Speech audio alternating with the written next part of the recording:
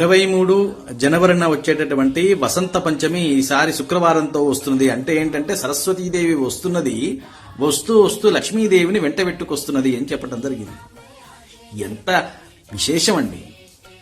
మామూలుగా వసంత పంచమి వస్తుంది, కానీ శుక్రవారం తొట్టు రావటం అనేటటువంటి విశేషం అన్నమాట.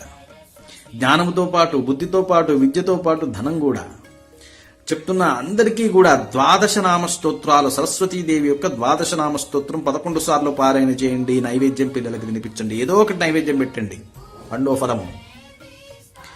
అద్భుతమైనటువంటి వాక్సిద్ధి, అద్భుతమైనటువంటి మెమొరీ సొంతమవుతుంది. ఫోకస్, కాన్సన్ట్రేషన్ బాగా పెరుగుతుంది. పిల్లలకి అద్భుతమైనటువంటి భవిష్యత్తు ఇవ్వబడుతుంది.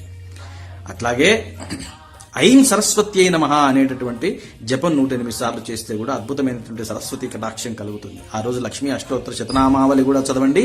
ఇంకా అద్భుతమైనటువంటి ఫలితాలు వస్తాయి. ఆ విధంగా చేయండి.